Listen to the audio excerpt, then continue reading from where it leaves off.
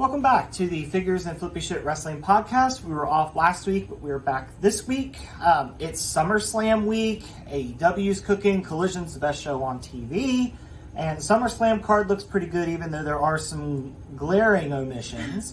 But we're going to dive into all of it. But before we dive in, we're going to announce, starting next week, there's going to be a little bit of a content change. We're trying to shake things up, trying to do something that's going to help stick out, because we realize everybody else in the world's doing what we're doing. So starting next week, what we're going to do is we're each going to take 10 things that we liked through the week, our top 10 things of the week, talk about those, and then the 5 worst things, the things we liked least for that week. To try to maybe provide a little bit of variety. Lists seem to do well, so we'll try that format. And we'll see what's going on. You know, we're not above content changes here. We just want to do something that sticks, and we want to make sure if you're clicking on the video, we do enough to keep you entertained to stick around. But for this week, we're going to stick to the same format just because that's what we prepared to do. And we literally thought of the list format about 10 minutes ago. So we're going to stick with what we've got going now. So first thing we're going to break down is main roster WWE. What we're going to do is we're going to break down the SummerSlam card for you. We're going to explain what happened this week to get us to this match on the card. And then we're going to give our prediction of what we think is going to happen. So we'll start at the top where we always end up starting. With the bloodline. So Roman and Jey Uso. WWE has said there's like 4 SummerSlam main events. There's not. This is the main event most likely. I don't see any universe where Roman and Jey doesn't go on last. I don't understand the whole multiple main events. No, there's one main event. Yeah, I'm not a fan of the multiple main events. No. The only time I'm okay with it is for like WrestleMania where it's split into 2 nights. Well, I feel like that's different. Yeah, but even then, we all know the main event of night 2 is the real main event. Because that's the one that always has Roman Reigns. Anyway. Yes. So this week on SmackDown, Jey fought Solo. And Jey won, and won pretty cleanly. I wasn't expecting that. A lot of people don't get a win over Solo. I think Jey may only be the second after Cody Rhodes. Which the last time Cody Rhodes beat Solo Sikoa, Cody Rhodes lost to Roman Reigns. And I think that's exactly what's going to happen to Jey. Oh, for sure. Today. It's usually what happens is if you win before a pay-per-view, you're going to lose the pay-per-view. Yeah, somebody yesterday referred to it as go-home math. Yeah. I think we're in for a lot of disappointment if that's what happens. We'll get into that in a minute with other events. But yeah, Jey and Solo was a good match. Jey had Solo thinking, he got in his head a little bit about Paul Heyman. Mm-hmm. He was like, everything that he's telling to you, he said to me every night. Yeah, and Paul Heyman tried to dispute it, and Solo just gave him a death look. And then Jey just kicked him. I think it's going to end up being, I really think that they're going to keep Heyman with Solo. Yeah. And even if, because the rumor I keep seeing is by the end of the Bloodline story, Roman Reigns will be face. And I just don't know how we get there unless we keep, like, Solo heel. But at the same time, I feel like Roman's pretty far gone right now. I don't know how we're going to bring him back. I don't know. But they're going to fight a tribal combat match, which is essentially anything goes. They had a really cool video package talking about, like, the lei that Roman Reigns wears. I thought it was interesting. They had, like, his dad on there. They had his uncle. They had Rikishi. So I thought that was pretty cool. I enjoyed that video Jey package. did a little rock move. Yeah, he did the spit on the fisted punch. Yeah. Ew. I don't think WWE is letting go of the dream of The Rock involved in this somehow. And I really feel like the reason that Cody lost at Mania 39 was because WWE really had their hearts set on, number 1, Roman getting to 1,000 days, and number 2, Roman fighting The Rock in Hollywood. I mean, but now with the strike, Mm-hmm. I mean, I feel like it's more likely than ever that The Rock has time available for WWE. Maybe. Did you see where he made a donation to like I this did. pot that they and have he going? started like a lot of other celebrities doing it. Mm-hmm. I did see that. Yeah, so good for Dwayne. He does seem like a good dude. Like everything that I've seen, it seems like he's a good dude for the most part. Yeah. I have heard he gets kind of diva-ish, but yeah. Other than that, I've never heard anything like scathingly bad about I him. just feel like that's like a requirement to be a wrestler, though, or to be in any kind of entertainment thing. Yeah, because you've got to be a little bit of a diva to get ahead. That's why I'm never going to get ahead in life. Oh, okay. You're just going to be a diva at home then. That's the case. But yeah, as far as prediction, I don't think Jay's going to win. I think the match is going to be really good. Yeah. I don't know if it'll be match of the weekend. The Bloodline matches usually deliver, but when I think match of the weekend, my mind just keeps going to Gunther McIntyre. Or Rollins Balor. Yeah, our other championship match is Rollins and Balor. Or Logan Paul and Ricochet. Yeah. So there could be a lot. This could be a really fun card. Yes. I think the weakest match might be Rousey and Baszler. Yes. But I blame Ronda Rousey for that one. But it is MMA style, so maybe it will look more clean for them. Maybe because Ronda just looks sloppy AF when she wrestles. Yeah. But it's the same gripe I had with Marina Shafir. They go so quick, which is fine, but they look sloppy when they go quick. Yeah. Well, we'll get into them in a minute. But for Rollins, Balor this week, Rollins and Sami Zayn teamed up against Priest and Dom in a tag match on Raw, which was pretty decent. What was funny though was like they cut backstage, and Rollins was like getting all fired up, and Sami Zayn was just like, all right, let's calm down. And it's funny because Sami Zayn's used to that because Kevin Owens. Yeah. Which also, we've seen reports that Kevin Owens might be hurt. And Liv Morgan. But for this specifically, I was talking about Kevin Owens. But I know, don't forget Liv. I'm not going to forget Liv. That sucks. I really hope that isn't what ends him and Sami's title reign. But at the same time, I want KO to take all the time he needs to get better because KO is fantastic. Yeah. But I'm hoping that he can get recovered enough to where we can at least keep him on screen and still keep them champs. Because the story that they wrote to get here and to get the titles is way too good to end on a forfeit because of injury. But I understand life happens. It would just really suck if that's what it came to. Yeah. That being said, for Rollins and Balor, I personally am predicting that Balor wins or Balor's about to win and Priest cashes in. I think Priest is leaving with the title, one way or the other. They do keep teasing it. Mm-hmm. I just feel like the way they're doing the Money in the Banks right now, it definitely seems like they want those off the board by the end of SummerSlam because there's a lot of heavy teases with EO as well. But they usually always tease, though, don't they? I guess not this heavily. Yeah, and they're usually not so directly involved in the world title story. Sometimes it comes out of nowhere. Yeah, that's true. But I really feel like they're going to want these briefcases off the table by SummerSlam. My worry, though, I don't want it to come... We know Judgment Day from the rumors is that Judgment Day is going to be like the next Bloodline. Mm-hmm. So... I just don't see them doing something that's going to break Judgment Day up right now. Mm-hmm. So, I don't know. I don't know either. I have this feeling that Priest is going to leave. I mean, Detroit I could see that happening. I just don't want Judgment Day to break up. Yeah. I love Judgment Day. My second option is if Priest doesn't cash in, I think Rollins will win. Mm-hmm. I think there's too many feuds left out there on the table for him to drop it now. Yeah. Maybe he could drop it to Gunther. You just want Gunther to get another title.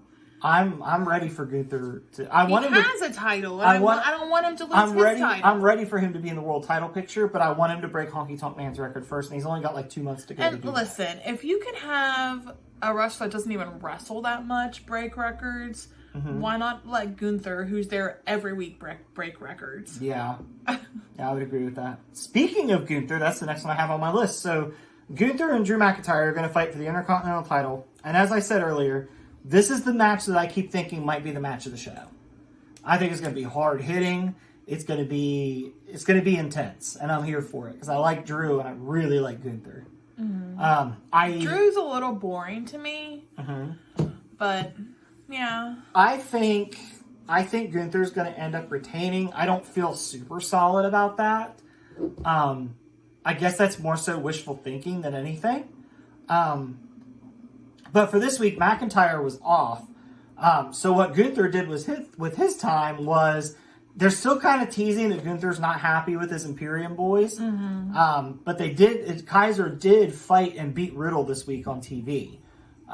So I'm thinking with Kaiser beating Matt Riddle, we're going to kind of stave that off a little bit. Like Gunther might be a little happy about it, but I am worried that they're telling this because Imperium's going to screw him over today. Not screw him over, but like fuck up. Potentially. Yeah, is what I'm worried is going to happen. I hope not. I really like Imperium. I think they should run the whole damn thing. But at the same time, you know, you have the Judgment Day as well. And with those two being, I know you tell me I get hung up on the face heel thing, but with those two being heel factions, it wouldn't really make sense for them to battle each other. Seems more likely they would work together. So I do think Gunther's going to retain, but I'm not super solid about it.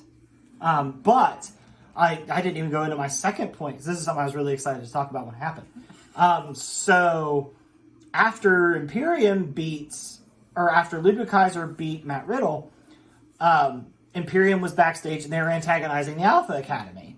And Gunther was making fun of Chad Gable, and Gunther was like, you wouldn't even last 5 minutes with me. And Gable was like, well, I'll fight you and we'll find out. And Gunther's like, yeah, go ahead. Put the time up there. Let's do this. And we got out there and we did our 5-minute time limit match with Gunther and Gable. And it ended with Gable winning because he lasted the 5 minutes. So, like, everybody's alarms were like, oh my God, Gunther just lost.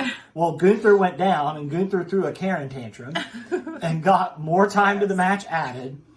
And Gable, he went back in with Gable, and they wrestled for probably another 5-6 minutes or so. And Gable really got the show out. I was happy. He was like picking up Gunther, throwing him everywhere. It was impressive. It felt like Chad Gable's, hey, this guy's good match. Yeah. Like, I was so happy because I've been asking for a Chad Gable push forever. And I know he lost to Gunther in the end, but sometimes a good showings is all it takes. And Gable had the crowd behind him. Yeah. He really had him behind him. And I was super stoked that Gable got that spotlight. More Chad Gable doing awesome wrestling things. Please and thank you. Yes. But yeah, I think Gunther's retaining. Don't feel great about it. What do you think? You think Gunther's retaining? I do, but I don't feel great about it. I feel like I don't want this to happen because, like I said, I think Drew McIntyre is a little on the boring side, but I think Drew McIntyre is going to win. You think so? Only because I know he was wanting to leave. He wanted more money. What better way to get him in than promise him no title? Especially one that's being held by Gunther. Yeah. Why couldn't he take, like, Austin Theory's title?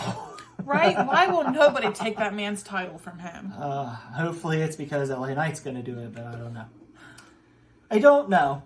Okay, so the next match we'll talk about is the triple threat between Charlotte Flair, Asuka, Bianca Belair. And we've got Io Sky in the wings with the Money in the Bank briefcase. I just feel like...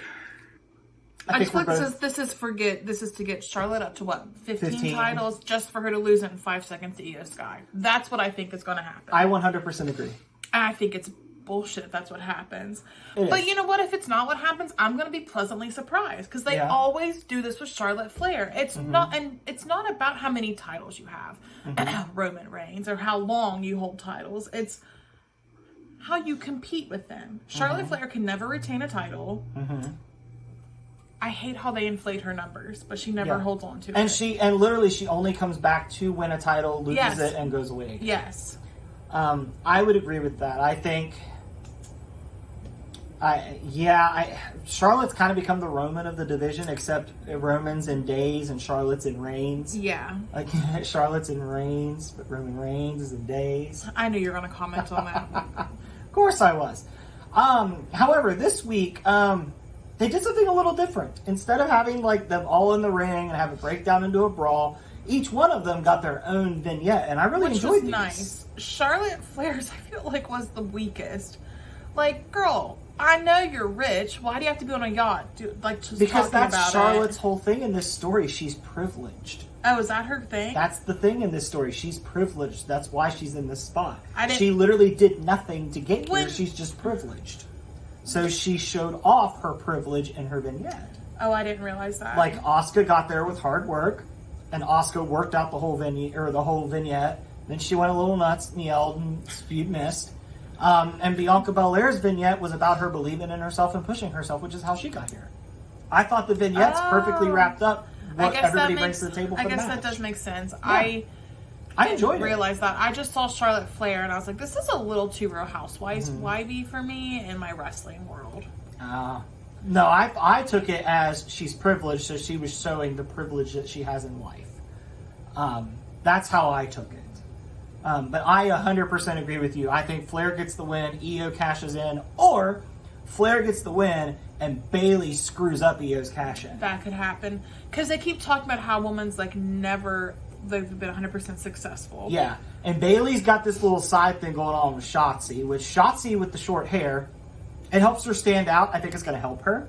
And she did it for a good reason in real life. She did. Like, her sister literally has cancer, so she shaved her hair in support of her. That's how I understand it, yes. So if that's how it went down, hell yeah, Shotzi. Yeah. And I like the extra fact that they worked it into a story, and it gave something for Bayley to do that's interesting. Yes, because Bayley is shook with Shotzi. Yeah, and Grayson Waller had great fun at her expense with that on SmackDown. I really enjoy Grayson Waller's segments because I enjoy watching Grayson Waller react to what's going on around him. I think that's fun. I love like whenever Shotzi came into the ring, you just hear Grayson Waller in the background going, Bayley, Bayley, and then he like kind of like. And everybody loved that, like, Bayley did the slow turn, and the whole time she was just like, please don't be there, please don't be there.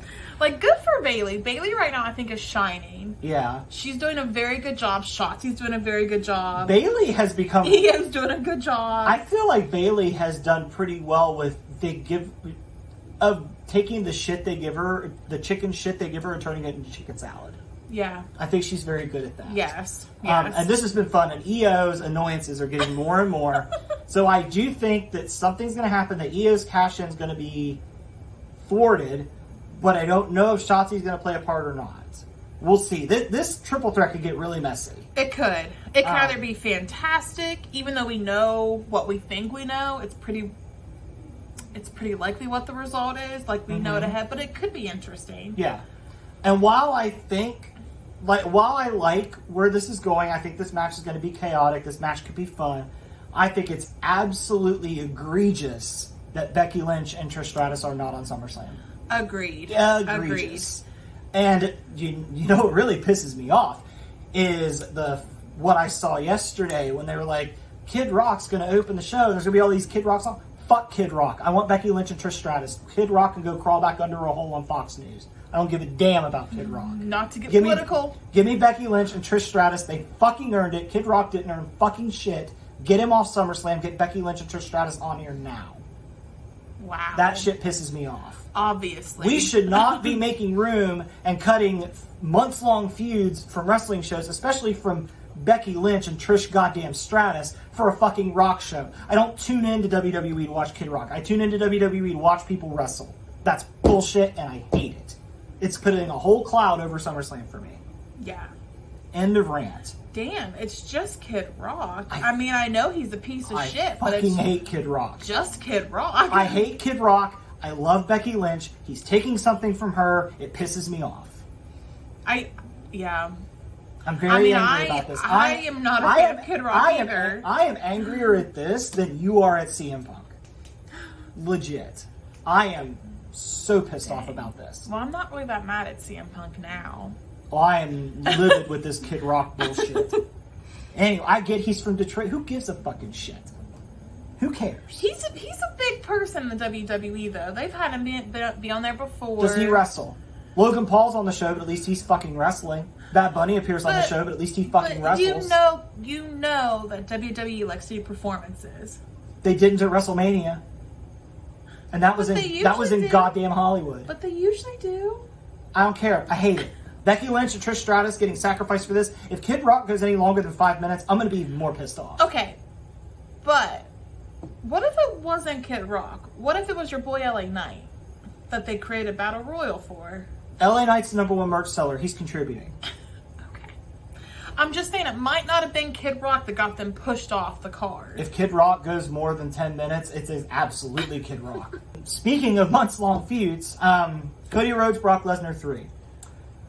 This one, I really don't know.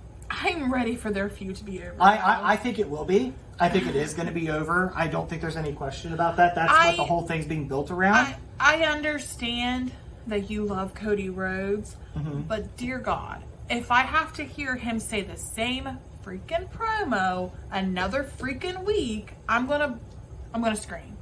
It's the same thing every time. He looks at the camera. I'm gonna turn my back on you, and then he does this God welcome. And then he talks about the same thing. He did that once. He's done that twice in 2 weeks. He's done it twice, right after the other. He does the same promo every week. Even you admitted. Now you're acting like you did. Now you're acting like I'm full of shit. I don't even care. You admitted. I don't care. It's It the works same for promo. me. It works for me. I don't care. And that's fine. I'm just saying, he's a great storyteller. Switch up the story some. That's all I'm saying. I just don't know where he's going to go after Lesnar.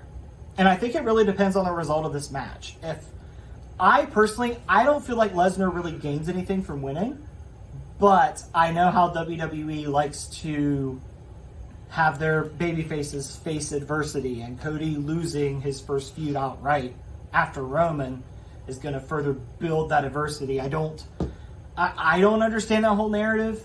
I think, honestly, going and wrestling in the indies for 3 years, starting your own freaking wrestling company, and then coming back, tearing your titty off the bone, being gone for 9 months, coming back and winning the Royal Rumble, and then getting to Roman and having to deal with the entire bloodline and Paul Heyman poking at your dad. I think he's faced enough adversity. I mean, in WWE's eyes, AEW is just secondary. I don't give a shit. So it's still a journey that he took. I don't understand this whole adversity thing. I think that I understand where they're coming from, but I still think, I don't know. Part of me still thinks it was the right time to pull the trigger at 39, Mania 39 with Cody. But at the same time, the Bloodline's just produced so much gold since then. So I really don't know. You could have had Bloodline still tell this story without Roman having the title. Yeah, I think you could.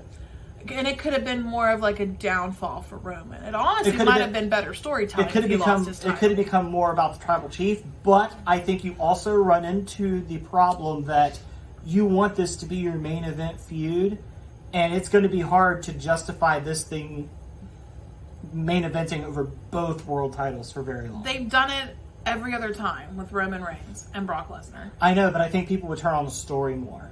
If this was the main focus and the world titles took a backseat to it, I think a lot more people would have an issue with I don't know. I just think the belt needs to get off Roman. It will at Mania 40. More than likely.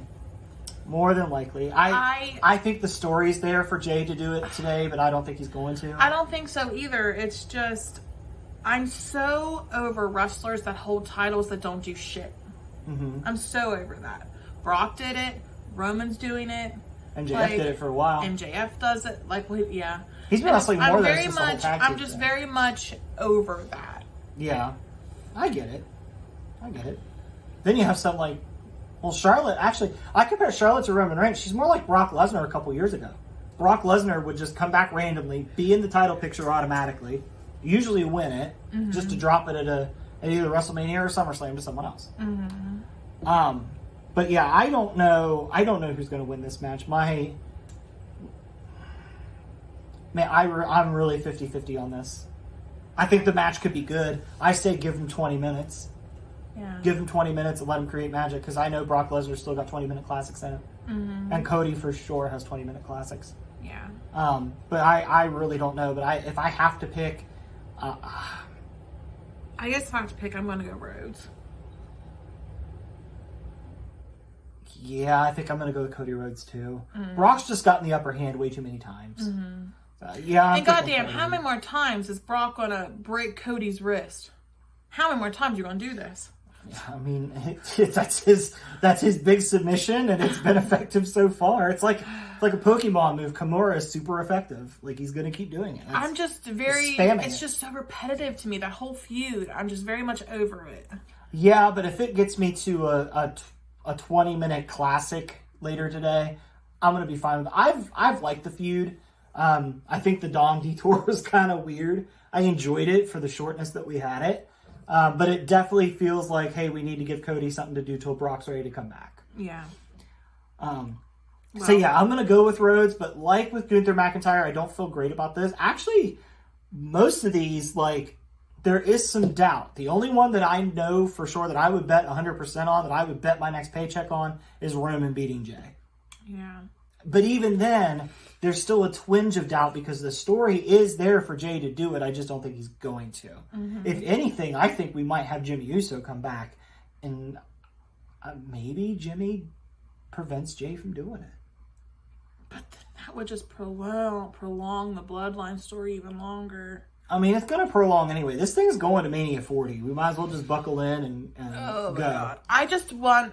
I'm going to get bored with it by that point. I'm going to be too bored with it. It's going to be in my face for too long. It's going to be going on for too long. That's what everybody said after Mania 39, and it's still trucking.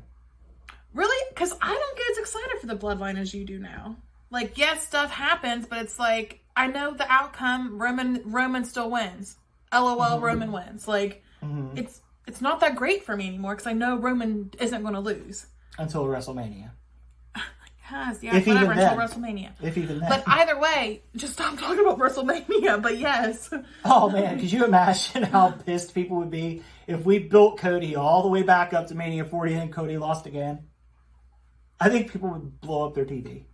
All right, so the next match that we'll talk about is Logan Paul versus Ricochet. This match, I think, is going to be really fun. Yeah. Despite what you might think about Logan Paul as a person, which... I don't think he's that great of a person. You don't think he's that great of a person? No, not at all. When the dude's in the ring, he brings it and he gives 100%, and I have to respect that. I have to respect what he brings to the ring. I'll respect one thing out of his life. Okay. That's wrestling. Yeah. I respect nothing else that Mother Effer does in his life. No, but I can't deny the dude's a natural. Natural, and he's put in the work. Mm-hmm. That being said, he's lost his last two matches. He lost to Rollins at Mania. He lost to Roman in Saudi Arabia. So I'm thinking Ricochet is going to eat that bullet to get Logan Paul to win.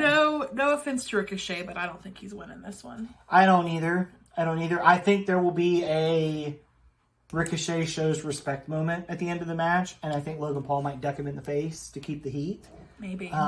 But yeah, Logan Paul's winning this. I have no doubt. For sure. But I think the match will be really fun. It'll be a spectacle. They're going to do some crazy shit, and yeah. I'm excited. Yeah. Next, we kind of talked about this a little bit earlier. Ronda Rousey, Shayna Baszler.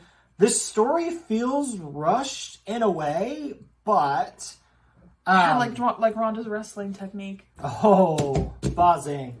But I do think the story's there despite how short it's been, because on Raw this week, we got a pretty good vignette kind of breaking down their history, why Shayna felt the way she felt, why Ronda feels the way she feels. I thought it was actually a very effective package. I watched that package and I was more invested in this match than I was going on.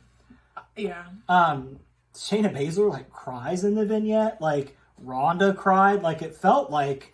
Yeah, I felt bad when Baszler cried. When Ronda cried, I was just like, oh my God. Well, basically what I'm saying is they've got the emotion in the story now. Yeah. But even in that thing, Ronda was talking super fast. Mm-hmm. Maybe she just talks fast like I do. Really? You're not talking fast right now? I slow myself down intentionally for maybe this. She should do that. But normally I talk really fast. Yeah. I don't know. Maybe she just has nerves and anxiety. I don't know. But I think Baszler's going to win because I think this is Ronda's swan song in WWE. I think this is it for her. That makes me happy. I know it does. You've been waiting for this day a long time. I've never, as soon as she got on the scene, I was just like, oh, wow. Mm-hmm. Oh, wow. She's terrible. She did good in her first match with Kurt Angle and Triple H and Stephanie McMahon, and then it just kind of went downhill ever since. It's easy to look good when you have other wrestlers helping elevate you. That's why she does better in tag matches. Yeah. One-on-one matches, it's terrible. Yeah, but at the same time, in that WrestleMania tag match, it's not exactly like Angle and Triple H were in their prime. Okay, but at the same time, there's no reason why Ronda Rousey should be that elevated when we all know she sucks. That's what Shayna Baszler said. Well, so you agree with Shayna Baszler? Yes. That's who I agree with, obviously. Yeah. But I think Baszler's going to take it. I think Baszler should take it. I'm ready for Baszler to become the killer that she was in NXT, except this time it's going to be a little more interesting. Because she seems to have more personality now. Yeah. The last thing that we're going to talk about that's on SummerSlam is the Battle Royal, which is the thing that you're thinking has bumped Becky Lynch and Trish Stratus. It's a 25... It was literally announced the same week that we were told that Trish and Becky would be the week after. This Battle Royal is going to be a 25-person Battle Royal, and all we know right now is like 9 of them. And that's what was shown on SmackDown. So we have The Miz. So far, we know The Miz, Grayson Waller, Santos Escobar. AJ Styles. Yeah, which some people have said it's weird that Santos is in it because Santos has a match next week against Austin Theory for the title. Yeah, okay, I'll give you that. Santos is in it. AJ Styles, Karrion Kross. Oh my God. So they've announced for next week on SmackDown, we're getting AJ Styles and Karrion Kross again. I'm sorry. This feud has done nothing for me. AJ Styles needs to be doing more. Yeah. Like, why is AJ Styles not chasing Austin Theory? Why? Well, you could have easily done AJ Styles and Gallows and Anderson against Theory and Pretty Deadly. You could have been running that after the Brutes feud. You could have been.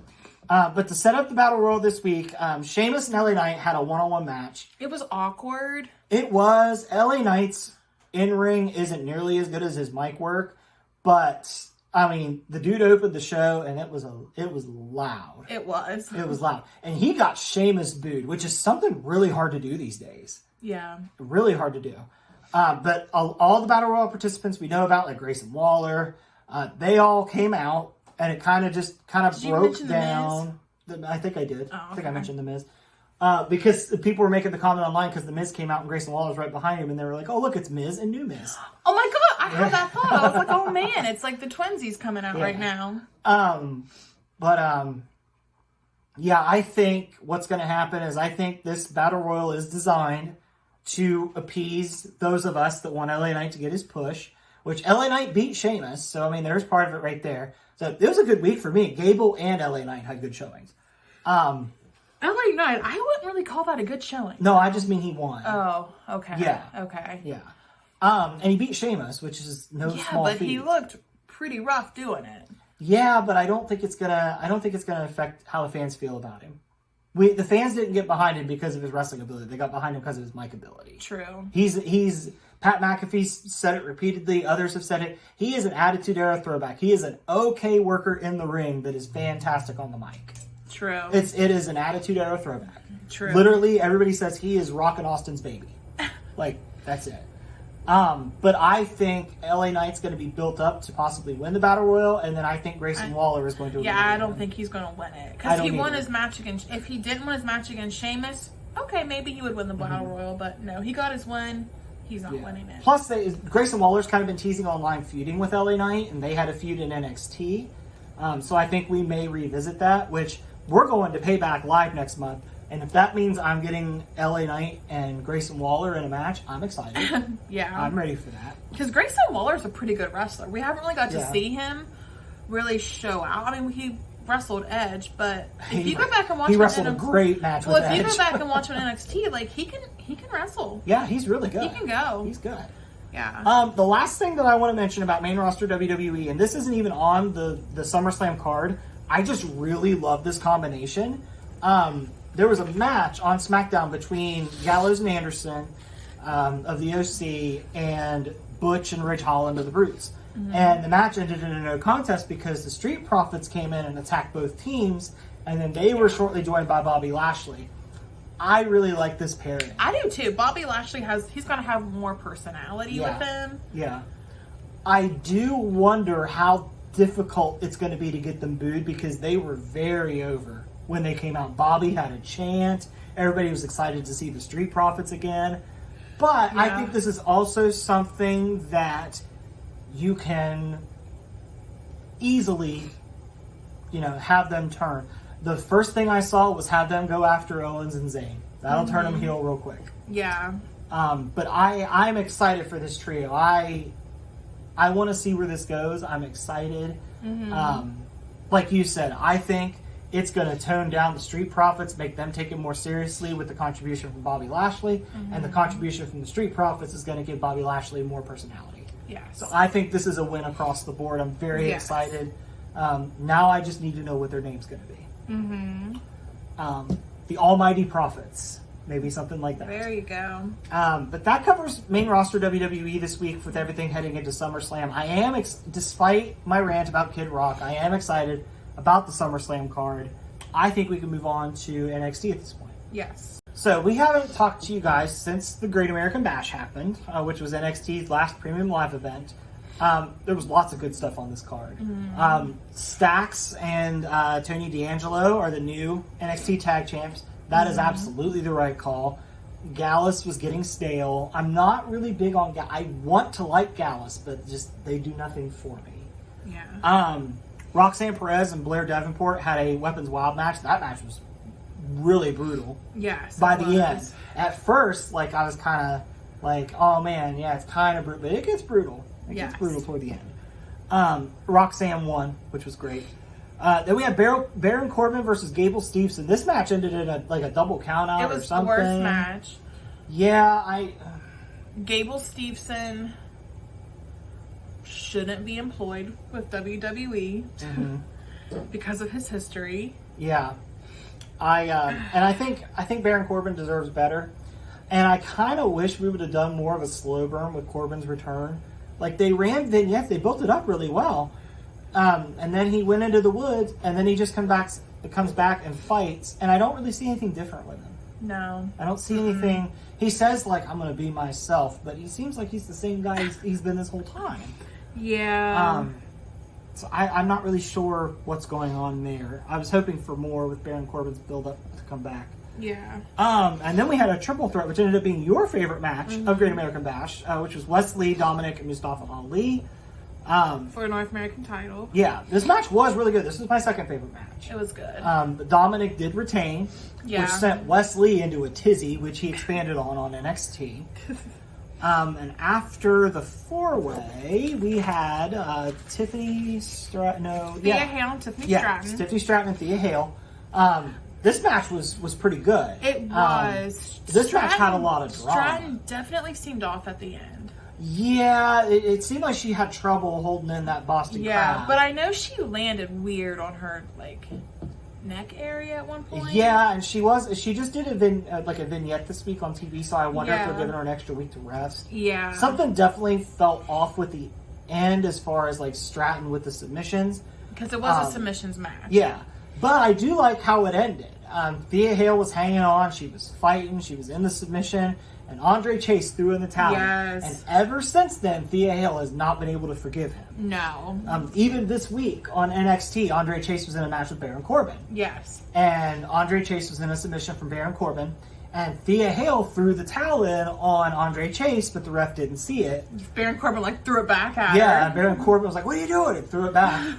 Which I would think Baron Corbin, he would be like, hey, ref, she threw in the towel, I win.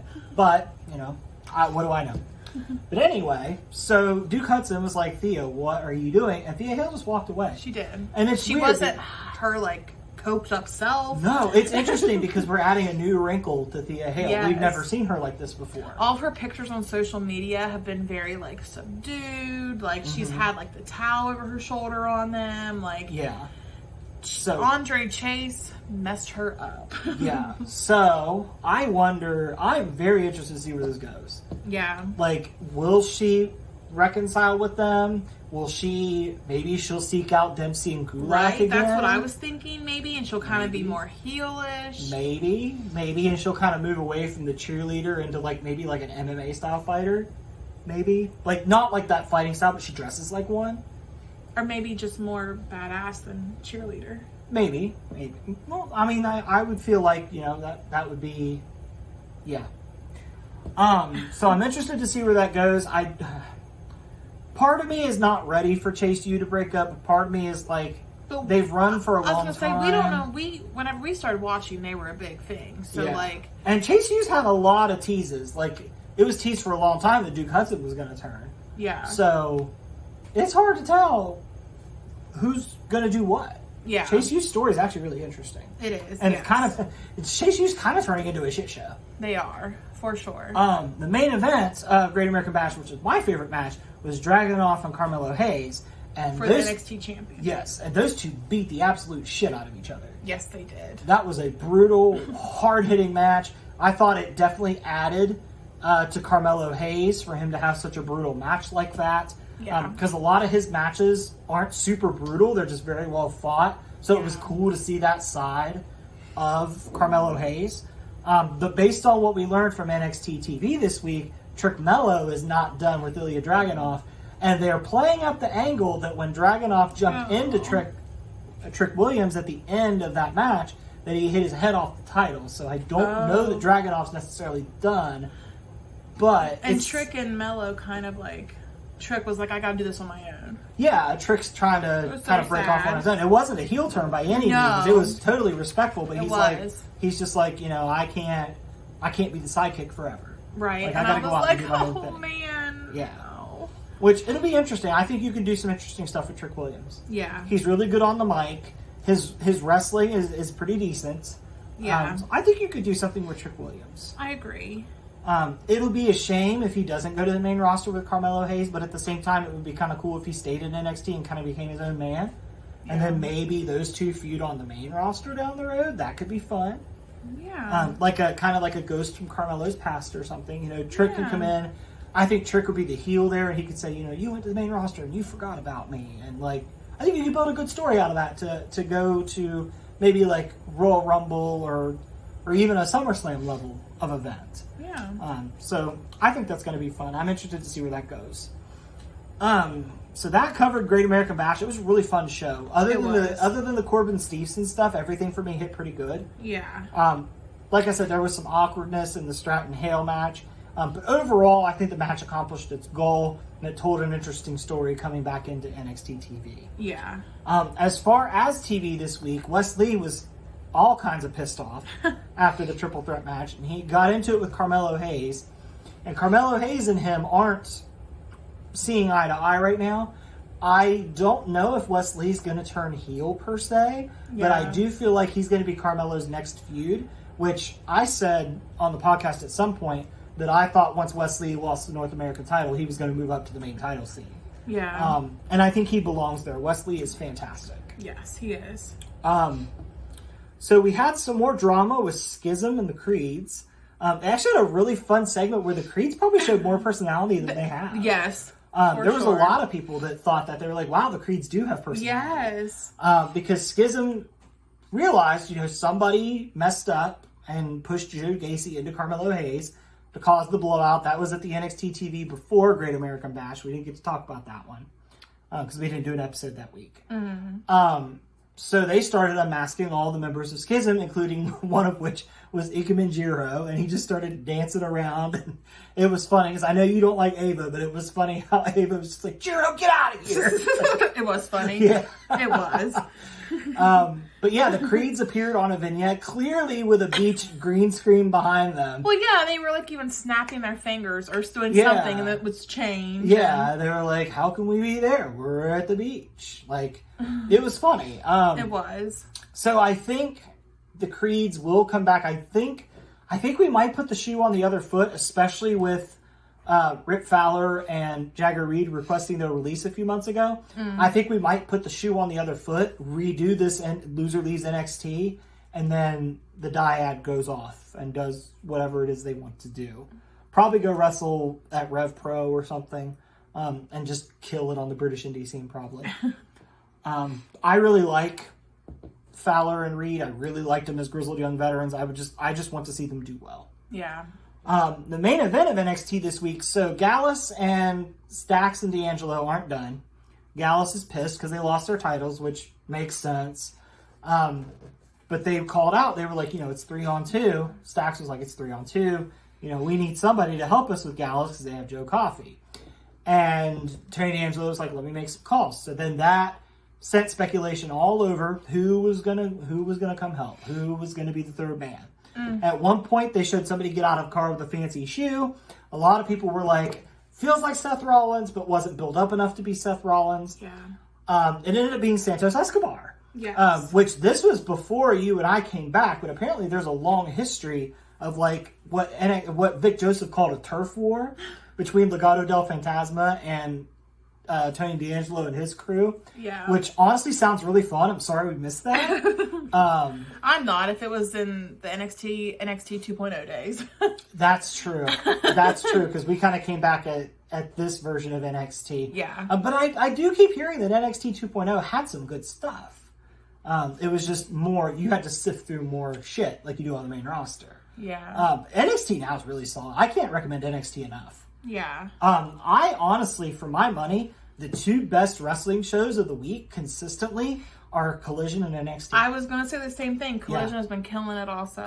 Collision's the best show, the best wrestling show on TV. I will fight you on that. Not you, but anybody. I will fight anybody that Collision is the best wrestling show going right now. So that takes care of NXT. Well, we don't watch everything. True. So just what we watch. I said it on TV. Oh. We watch all the stuff on TV. Ring of Honor's technically not on TV. Impact's on TV, isn't it? Okay, best show on cable. Main cable. Because it's like an ancillary channel. There is some other stuff going on in NXT. Braun Breaker's feuding with Von Wagner, and I'm just kind of on that. Von Wagner's boring. You're not big on Von Wagner. I feel like we should be doing more with Heel Breaker. My problem is now that he's out of the title picture, I kind of feel like Braun Breaker almost has nothing to do. Like, I would say just call him up after SummerSlam. Yeah. Because he could do some main roster stuff. Yeah. I think we could revisit him and Rollins, because those two had a good match. I think that's something we could revisit. Yeah. Somebody online, and I didn't even think about this, somebody was like, give me Heel Breaker and Gunther, and I'm like, I read that, and I was like, yeah, obviously.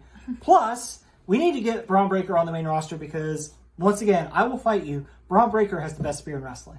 You do love his spear. Even you have said, okay, that's a really good spear. Well, yeah, compared to, like, Ricky Stark's spear. You always dump Ricky Stark's spear.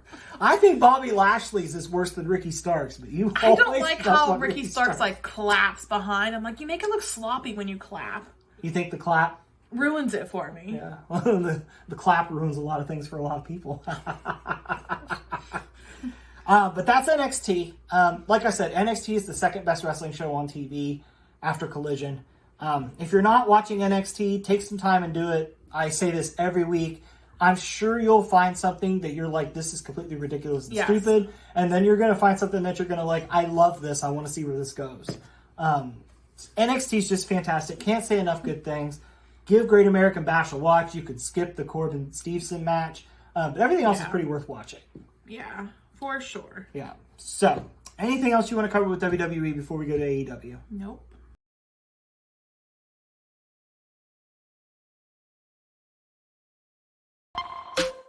All right, so AEW is where we'll go next. First of all, we'll talk about MJF Adam Cole. I really like where this story has gone. It would have been so predictable last week on Collision for MJF to turn. And not only did he turn, like Adam Cole was ready for it. Adam Cole was going to be 100% justified with it. He's like, I know it's coming, just do it. MJF threw the title away and they hugged. This is my favorite bromance in wrestling right now. These two are killing it. This whole MJF Cole thing is just crushing it. Yeah. They're one of the top merch movers. I couldn't even get that phrase out.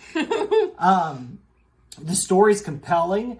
It's fun. I am really enjoying the Cole MJF pair. Yeah. And their vignettes that they do where they hang out and stuff, those have been a lot of fun as well. I know you particularly love when they're in the restaurant and want to double clothesline the waiter. I love especially that. the slow motion ride. I love it. And they had a baller match with FTR. On Collision. It wasn't as good as FTR Bullet Club 2 out of 3 falls. Very few things are, if anything. That match was the tits. But MJF and Cole and FTR still put on a really good match. There was a sign of respect from FTR to both guys.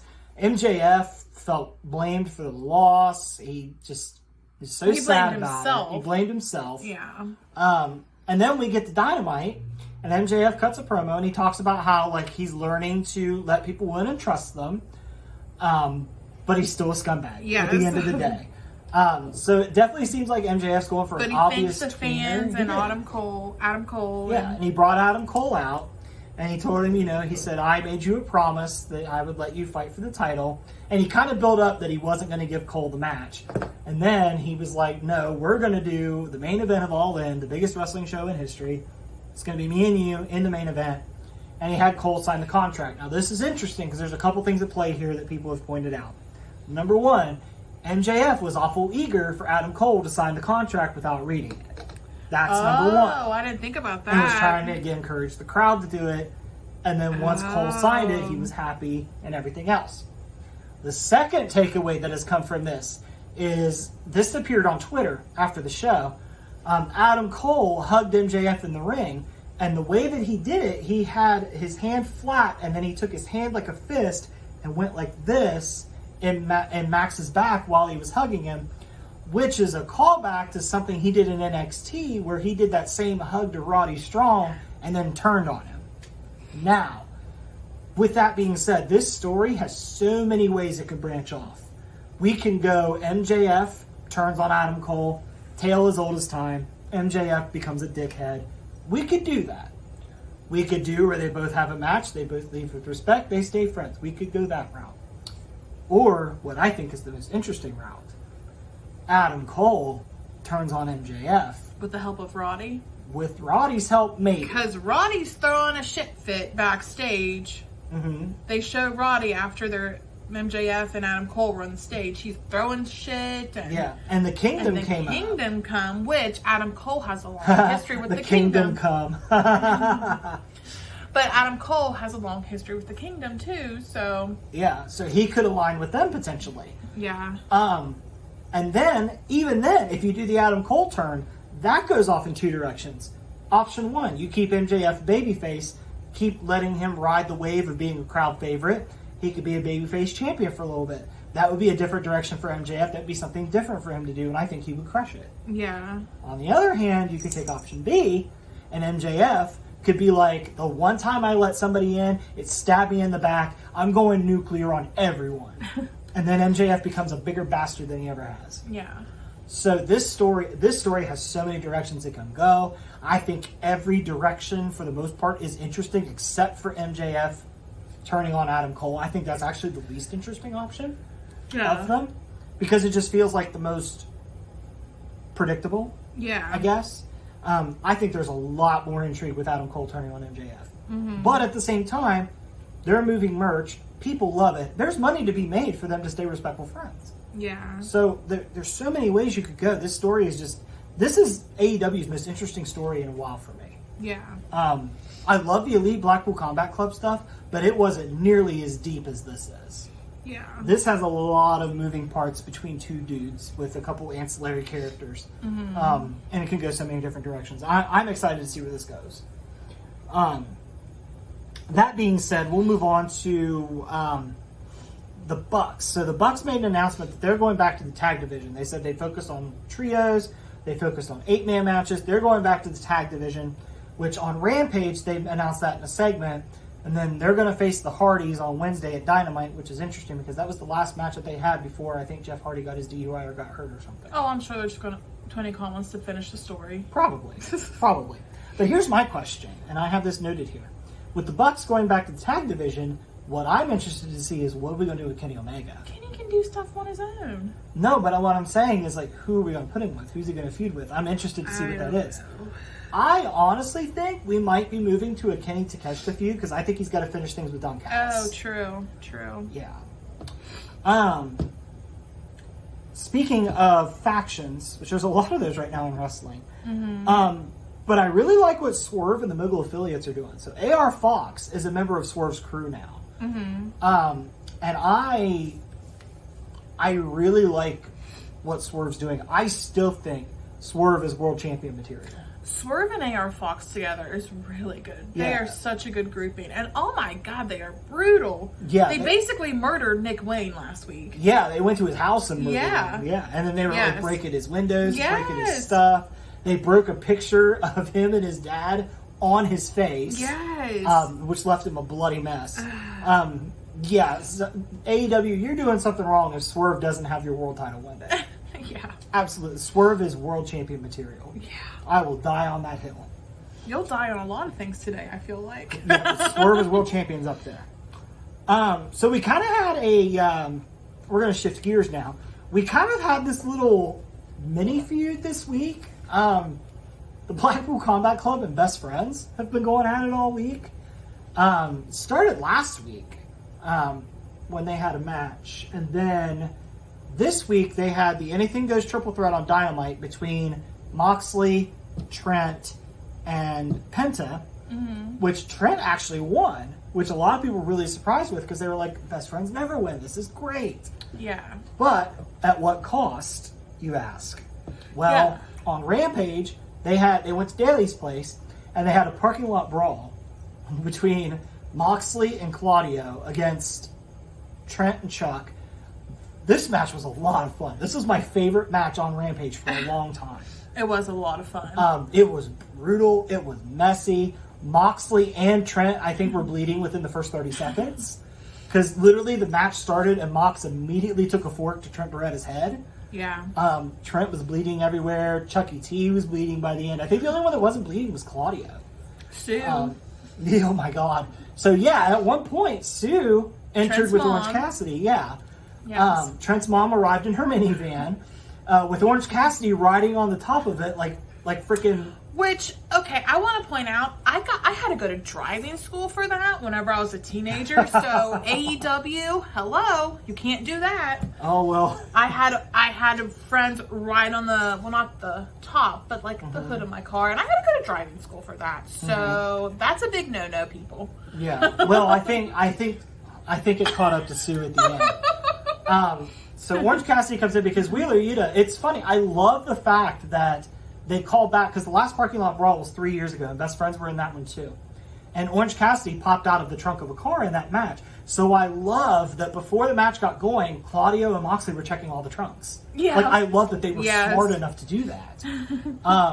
But actually what ended up happening was Wheeler Yuta popped out the back of, I think, a minivan or a trunk to help out. And then Orange Cassidy showed up on the roof of the car with Sue. So then they kind of wasted Orange Cassidy. There was lots of spots on cars. There was broken windshields, which was really fun. Yeah. I'll always pop for a gimmicked windshield to bust. Oh no, I remember in the video games, the WWE video games, you get so giddy when you have that like windshields bust in the game. You get so excited for that. Fun. And they do it in 2K23 too. It's harder to do, but you can do it. But anyway, so what happened was this match just descended into a war. Moxley ended up winning because he hit a paradigm shift on Trent Beretta onto the windshield of the car. And this was after Chucky T had tried to, I say try, the effort was there. He tried to light a barbed wire board on fire. By literally, they showed him siphoning the gasoline out of one of the cars. I love the touch. I love the commitment by Chucky. So they did that. The barbed wire thing didn't really catch on fire, but it was fine because everything else was great. We had bent guardrails. Claudio did a big swing to Trent into a big garbage can. They destroyed Sue's van? Yeah, they literally went to Sue in her van, told her to get out, and then proceeded to, let's see, what all happened? They ripped the door off. Claudio ripped the door off like the fucking Hulk. He really did just lift it up and it was just off. Moxley busted out all the windows with a crowbar. Claudio threw a guardrail or something? Claudio beamed the guardrail at the windshield, and then to kick it all off, Moxley slashed the tires. And it was just so funny. Like, they just went full on war against Sue's minivan, and it was one of the funniest goddamn things I've ever seen because they were just so committed to just destroying that car. And they were so angry about it. And I saw so many comments online that were funny that people were like, that was the real heel thing. They destroyed Sue's car. And somebody posted that now that they have a kid, Renee suggested to Moxley getting a minivan, and that was Moxley's response.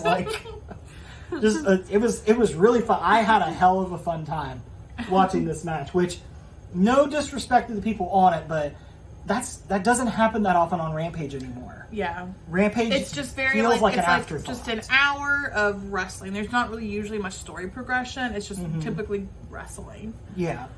But this was really fun. Rampage was the gift that kept on giving, which we'll talk about later. But now I want to switch over to Collision. So, we had the reveal of what's in CM Punk's bag. It's the original AEW title. He spray painted his X on it. He has now called it the Real World's title, or the Real World Championship. He's going to have a match for it on Collision tonight against Ricky Starks for that title, which Ricky Starks has gone full heel. And I love Ricky Starks because Ricky Starks came out to interrupt CM Punk and Tony Schiavone's segment. Ricky Starks gets out there and he's like, wait a minute, I want to do this with my whole entrance. Everybody pretend you didn't see me. And then he goes back out and he does his full entrance. And I think the icing on the cake was Nigel McGuinness on commentary when he did this. Did you catch this? He was, oh my God. Yeah, he was Ricky Starks comes out and he goes, oh my, it's Ricky Starks. Like he hadn't seen him in years. So props to you, Nigel McGuinness. Speaking of Nigel McGuinness, I feel like Collision's commentary, I feel like Nigel McGuinness and Ian Riccaboni have a lot more chemistry than him and Kevin Kelly did. Kevin Kelly was not a fan of Kevin Kelly. I understand why people like Kevin Kelly. He's a New Japan guy, so a lot of people love him for that. Riccaboni and McGuinness is the way to go. Yeah. It's definitely the way to go. People really like Kevin Kelly. But he's the American New Japan commentator. And I guess he does good over there, but people were saying, like, for Collision, it just seemed like he didn't really watch the product. He didn't really did not know what he's really talking about on Collision. Yeah. It's kind of like a more put together Booker T. I was going to say Booker T. Booker T is the reason I tune out commentary. Yeah. Because I cannot focus on what that man is saying when I'm listening to a match. Because it's like the most off the wall stuff. He'll say random sayings, which the sayings are funny. It's just every not week in the match. Every week, I think Booker T says something about champagne wishes and caviar dreams. Every week, they should put it on a shirt with Booker T like doing his hand thing like this. Yeah. But yeah, Starks and Punk are feuding for that title. Ricky Steamboat's going to be the special guest referee because I guess Ricky Steamboat has a history of reffing Punk matches. I think this match will be good. I like Ricky. I don't think Ricky will win. I think we are saving Punk losing that title for a unification match with MJF, possibly at All Out. Because like we alluded to before, Tony Khan doesn't like to change plans, and I think his plan was always for MJF to dethrone CM Punk, not Jon Moxley. Mm-hmm. So I think Tony Khan's going to finish that story. So that's kind of your main story going on Collision. FTR's defending the belts again tonight against Brian Cage and Big Bill. No disrespect to Brian Cage and Big Bill, but I expect to see kind of a step down in quality from... They had a fun, They did. They had a fun vignette. They did. Fun interview. They did. Or something. Yeah. They did. Like, they all had a lot of personality. Yeah. Prince Nana's really growing on me. Yes. He's really growing. Shit. He is. He's really growing on me. But I do... As much as I like Prince Nana, I do have to agree with a sign that I saw, I think, on Dynamite or Collision last week. Put Stokely Hathaway back on TV. I miss Stokely Hathaway. Raggedy bitch. Or what did he say? Raggedy ass bitch? Something like that, To Brian Danielson. That's it. That's who it was, too. You raggedy ass bitch. Yeah. that was a lot of fun. So one of the other big stories going on in AEW is the potential implosion of the Jericho Appreciation Society. I don't think there's a potential implosion. Well, Daddy Magic called a mandatory meeting. We had a match this week. This is actually what opened up Dynamite. Speaking of Dynamite, I just want to talk about how great it was to see the old set and old colors again. Yes. I got very nostalgic for it. It's only been gone less than a year. But I got Dynamite was a really good show. Yeah, they really brought it for Dynamite 200. It felt like a classic Dynamite. It did. Because there was a lot of people featured, and with Rampage too, a lot of originals, like Kip Sabian was on Rampage this week. Yeah. Like, good stuff. But Daddy Magic has called a mandatory meeting because Don Callis got Jericho and Takeshita a tag match where they fought Sammy Guevara and Daniel Garcia. And it was a pretty good match. The story was basically everybody's pissed at Jericho. They think he's turning their back on them. Yeah. Jericho's thing is, well, you got to go out on your own if you want to be a star. You can't keep, just riding around with me. But what really brought it to a point was Don Callis used the bat to cheat, used Jericho's bat and hit, I think, Daniel Garcia with it. Mm-hmm. And Jericho was kind of at a crisis. He was looking at Dawn. He was looking at Daniel Garcia. He decided to go for the win and pin Daniel Garcia, which pissed off Sammy Guevara and Daniel Garcia. Yeah. So Daddy Magic approached him in the hallway, told him that there's a mandatory JAS meeting next week on Dynamite. Anna Jay called Jericho selfish, told him he needed to get his priorities straight. I like this because this is something that we haven't done yet with Chris Jericho. Oh, we got to see the pregnant Ty Mello. Yeah, Ty Mello was Which talking was about cute. how bad things have gotten and how things need to get worked out. Yeah.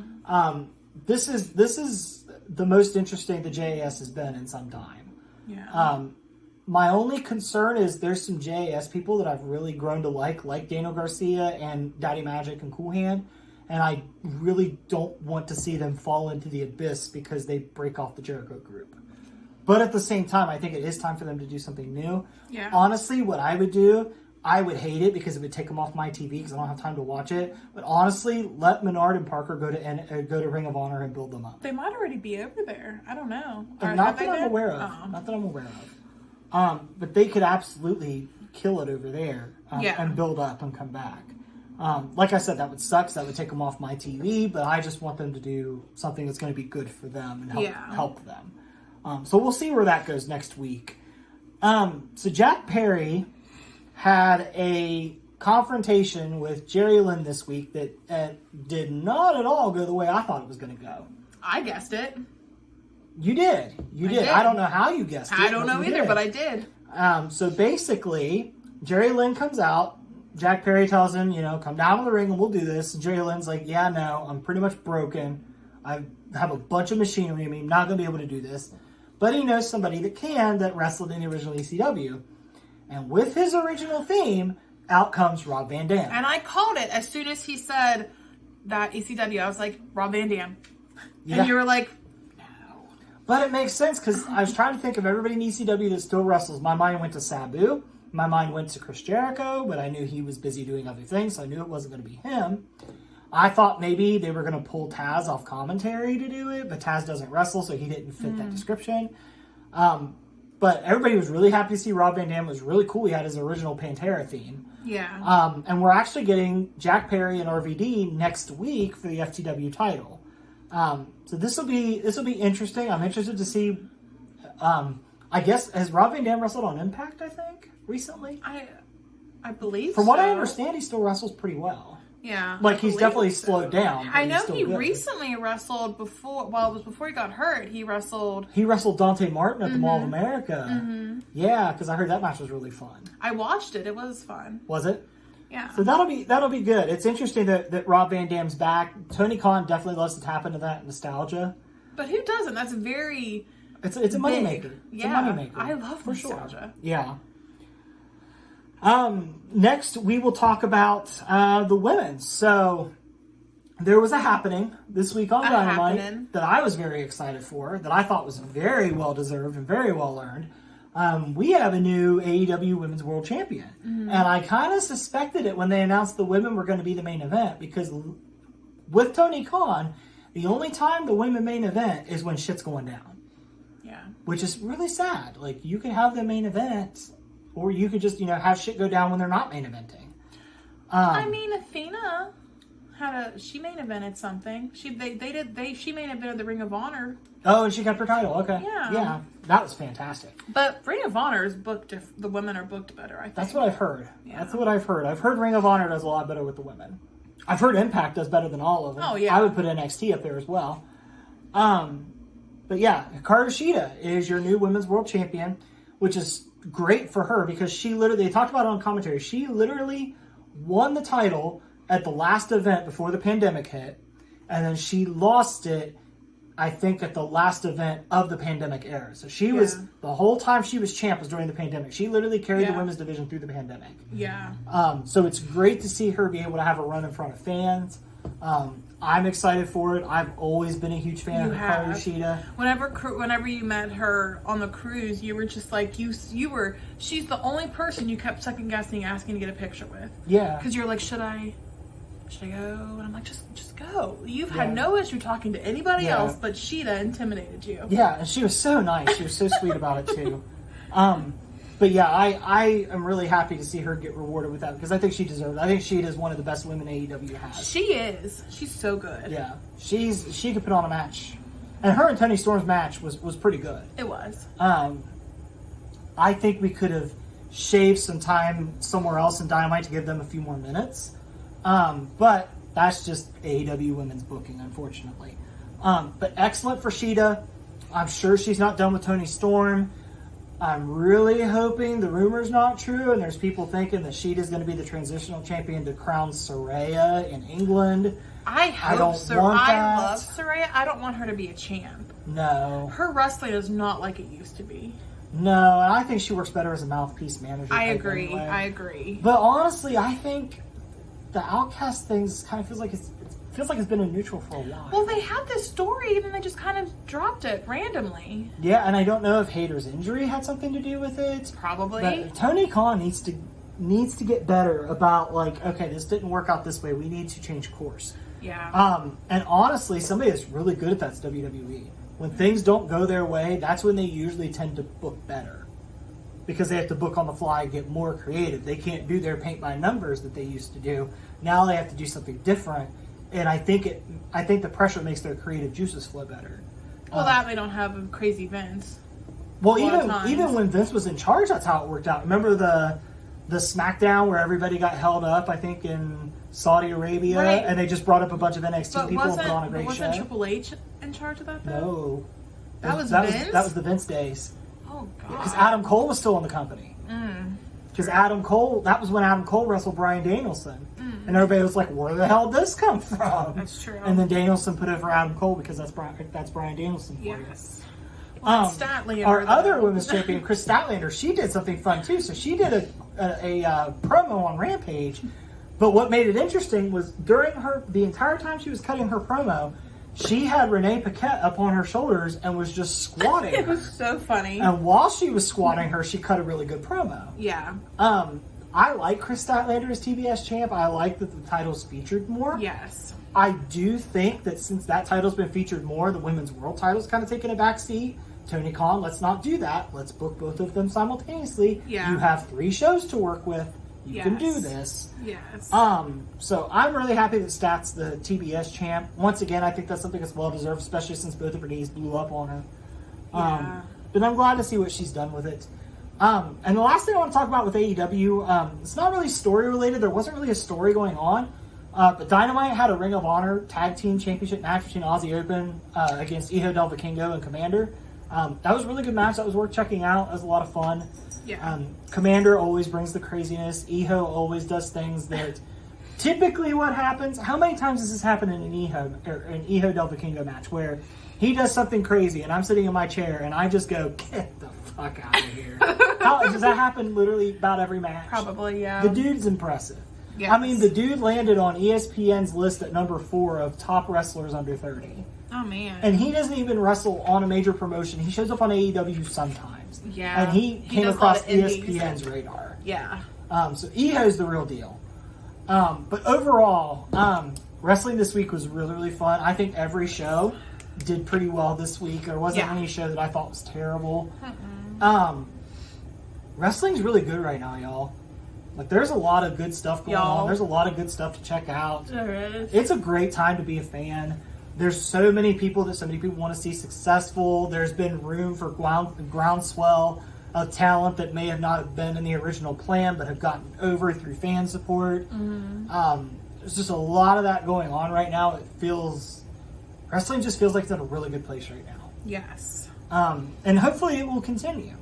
With that being said, my show of the week, I think, has to be Collision. I agree. Yeah, I think Collision tonight will be fun as well. I'm looking forward to it. We're not really going to watch it, though. No, we'll be watching Collision tomorrow. Yeah, because SummerSlam's tonight. I'm looking forward to SummerSlam, except for the Kid Rock bullshit. But yeah, wrestling's good. Go find some wrestling that you like. Watch it. Give us your thoughts. What's some wrestling that you've seen that we don't talk about that you think we should check out? Matches, stories, any of that stuff. Yeah. But we'll be back next week. Like I said, we're going to switch up our format to more of like a top 10 of the week that we're going to go over and a bottom 5 of the week. Basically because wrestling's so good, I think it's going to be hard to find 10 things that suck. But with that being said, we will see you all next next week. Enjoy wrestling. Later. Did you like that video? Like, subscribe, and comment to the Figures and Flippy Shit Wrestling Podcast. Oh, yeah.